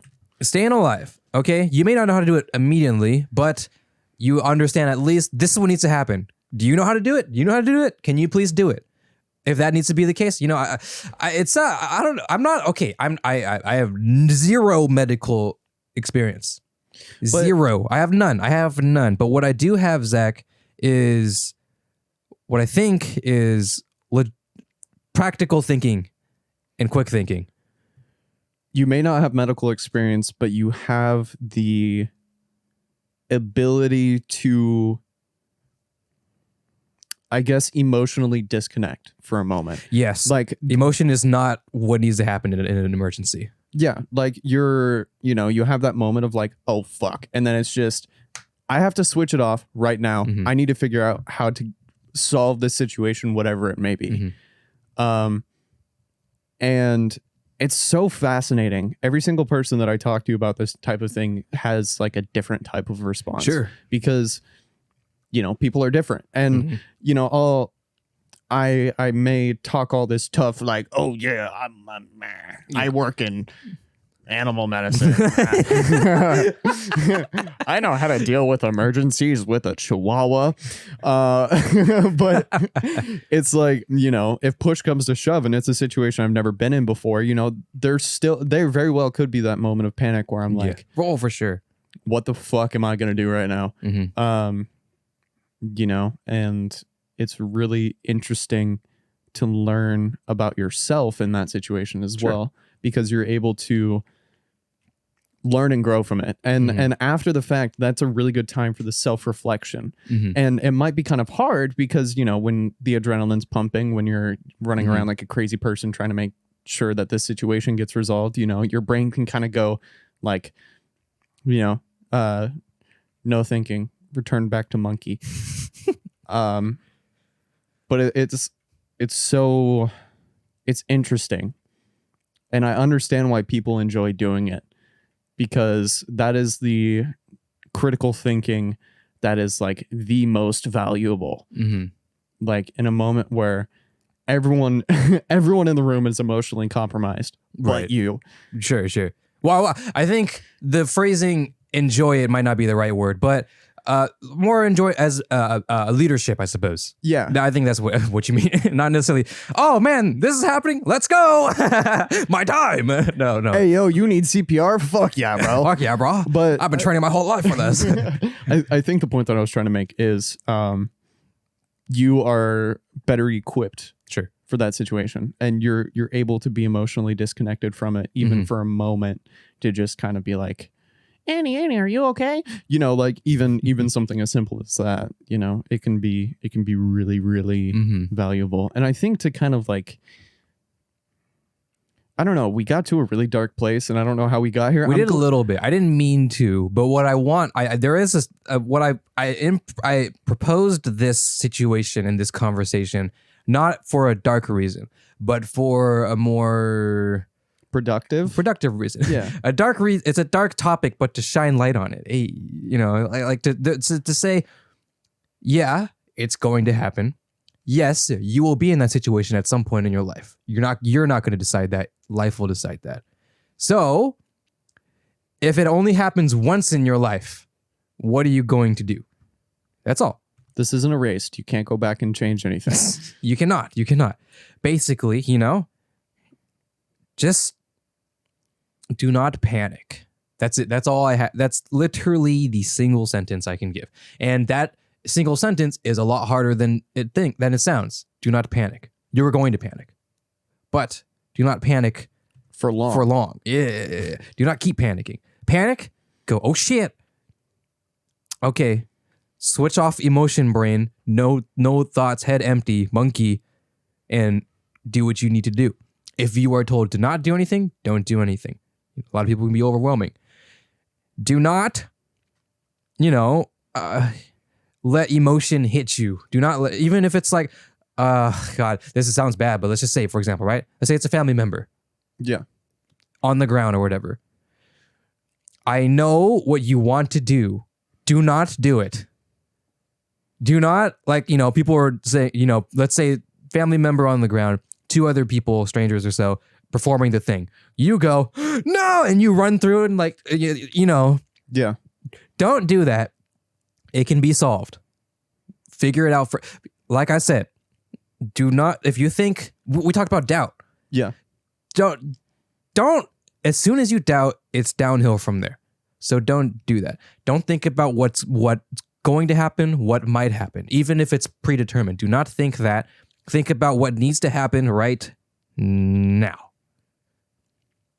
That will help you a lot with, not doubting yourself, like I said, of the future, of not overwhelming yourself of what you should do not overwhelming yourself in your role in that situation.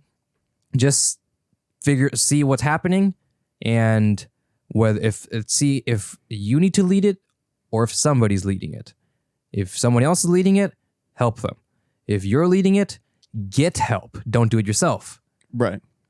And that's basically all. Weird topic, but what to do in an emergency with Anuki and Zach, Can I tell you a animal related emergency story? Sure. Is it a good thing to end off on? Yeah. It'll be kind of quick. So, okay. You've seen my backyard. There's like a little section of my yard that's been kind of fenced off for my farm animals. Yes. It's a big yard, by the way. Very, very large. There's the fence and then the animals.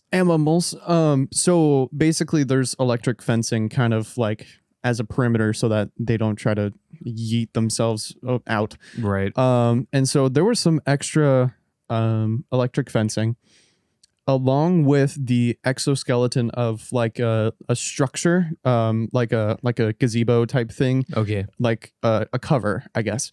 And so it was just the metal exoskeleton. And one of my goats somehow ended up getting themselves tangled by the neck onto that structure by the electric fence wiring. Oh, wow. And it was extra, like it wasn't connected to anything. Mm-hmm. But it was just laying out on the ground because my dad was going to be doing something with it. I'm not really sure what, but this poor goat was just was just kind of chilling with this thing around his neck, obviously panicking. And so I was taking care of the horses and all the animals and stuff because my parents were out of town. Mm-hmm. And so I went out in the back, and thank God I did this. Like I checked to see where both of the goats were because in the morning I only saw one of them. Mm-hmm. And so I was like, where are you? And I went into the little, they call it like a paddock, like a little plot of land for right. Yeah. So I went out into the paddock and I saw him sitting there. He had probably been there for a while. I'm not 100% certain, but he was just laying there. And he, like, the first thing I did, checked to make sure he was breathing. He was breathing. He had a pulse. He was alert. And so, I had that moment where I was like, oh, fuck. And, mm-hmm. I immediately like, and this fence is probably like 4.5, 5 feet tall. I straight up, like, there's like a little place where you can unhook it, to be able to step out of it. I just fucking yeeted myself over it. Oh. And so, yay. Yeah, I was not having any of that shit. And so I was looking for like a knife or some scissors or something like that. Mm-hmm. And luckily there happened to be some in the barn. And initially I was trying to like untangle it because I didn't want to cut through it because it was expensive wiring and like that kind of stuff. That didn't work. And so I kind of had a moment where I was like, fuck. sorry, Dad. And, I just cut it and made sure that he was doing okay. And I brought him some water and some food, and, he ended up being all right. And then I proceeded to call my dad, and I was like, hey, so I ended up having to cut some of that electric fencing and, I'm really glad that I was able to, just like jump into action and just be able to like, oh shit. And then, go running and figure out what needs to be done. Cause I was the only one at the house at the time. And so I ran over there, made sure that he was still alive, which he was, thank God. And then, I was like, okay, this is what I have to do. Where the fuck are a pair of scissors? Right. And so, yeah, I guess TLDR is just like, the situations that you're going to be put in life are very unpredictable. And so just kind of having an understanding of not only what your knee-jerk reaction is going to be, but also what your first reaction should be. Right. Because you're always going to have that moment of panic, like, oh, fuck, what am I going to do? And then what you do after that is going to determine, sometimes it could determine the outcome of that situation. Right. And so, just breathe, like in moments at work where I'm just kind of like, oh God, this is really bad. I kind of like close my eyes for a second, take a deep breath. Okay. And then, I just go for it. And be helpful in any way. I was such a deep breath this, and the little thing of napkin right here like moved in the center of the table and went whoop. I'm like, oh God, that was quite a breath. But yeah, I agree. And I think, something like that, frankly, the moment that happens and you let emotion take over, the end result has been set, basically, without saying anything. The end result has been determined at that point. So I think, you handled that perfectly. You did what you needed to do. You decided, should I cut this wire? It's kind of expensive. Frankly, that sounds really bad, but at the same time, that also meant you were level-headed. That also meant, you considered factors before you just threw yourself in. Right. And obviously you ended up cutting the wires because that, ended up being the thing. It's kind of funny though, but at the same time it is, it's like, your mind was where it needed to be. It was not somewhere off in panic land. Yeah. It was if sane, you were sane enough to be like, I probably shouldn't cut this, should I? Yeah. So I went through the kind of order of operations. Like I tried to untangle it without using scissors or anything like that. And then I was like, shit, this isn't going to work. Ran and grabbed scissors. And I was like, oh, sorry, Dad. Then, but like that moment of panic is just so fascinating, I guess. And like it can affect people in so many different ways that it's like, it's not unpredictable, but it's hard to predict how you're going to react to that situation for the first time. Right. Yeah. But I don't know how to like segue away from this or anything. You're right. You're right. No. I was the one who brought it up. I'll do it. Okay, I'll do it. Basically, you're lying, April. Zach, life moves on and it moves on brutally. It just happens. Things happen. Nobody fucking cares, It just continues. Something is going to happen at some point in your life and you are going to be there for it. Let's speak to the camera now. You are going to be there for it. So if it's your first time, if it's the only time in your life, how are you going to react? How are you going to react? What are you going to do? Think about it right now, because you probably never thought about it, honestly. Most people, I feel like they probably never thought about what they should do in a situation like this, honestly. And maybe some people, they did think about it, but they might have thought about it too high and mighty. Like, okay, I'm going to be the point. I'm going to be the guy, I'm going to be the guy, I'm going to be the leader. I'm going to tend to the patient. I'm going to tell people to call, I think, go ahead. I think for me, oh, that was rude. I think for me, I've always been like the support. Yes. You know, I'm like the right hand man for the people who are in it, you know? And I think, you know, looking at yourself and kind of determining like, am I a support person? Am I the person who's going to be talking to the police? Am I going to be the person who's going to be running and grabbing things? Am I going to be the person who is staying there and, you know, checking a heart rate, making sure that they're breathing? You know, if you have to do CPR, are you going to be the person who's doing that?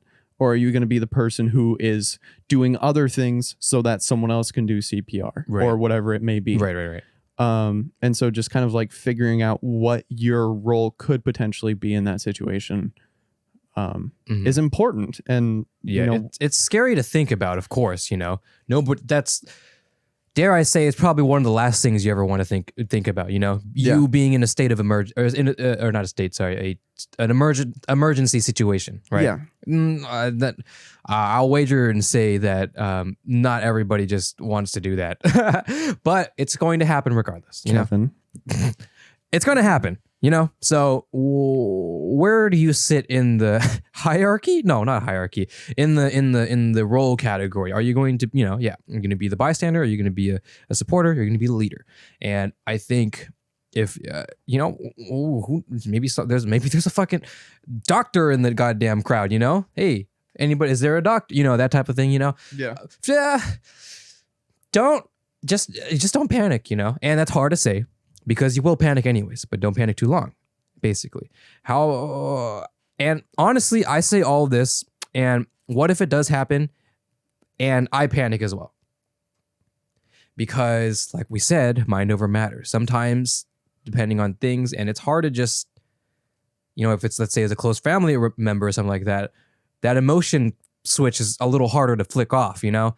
So the best advice I can give to someone who honestly, you know, thinks that I'm a level-headed person, the best advice I can give is that I'm on the same boat. I might overreact as well. I might panic. I don't know, because the situation's not happened yet. I will know when the situation happens. When the situation happens, I will determine what needs to be done. Yes. And you know what needs to be done, Arthur? What needs to be done, Zach? You need to smash the like button and Let's go! and subscribe to the Uned podcast. We are on Spotify. We are on YouTube. We got a coffee link down below. We have maybe a Patreon. You know, Patreon will be the New Year's resolution for me. Yeah, I think that's a great New Year's resolution. So by the end of this year, we will have a Patreon. Yes. Okay, I'll take that deadline. Hey, December 31st. Hey, Patreon's ready. Let's go. Rolling into 2023 with a Patreon page. Fuck yeah. Yes. Hope you all had a good New Year's party. And, you know, oh God, that was gross. 2021, it is what it is. But like I said, already happened. Let's just proceed and see what happens in the future. See what happens right now. See what happens tomorrow. See what happens in like 2 seconds. Dab. Oh, you didn't think I would dab in 2 seconds. That's crazy. See, life is unpredictable, Zach. Yeah. Anyways. All right. We'll see you guys next week. Bye.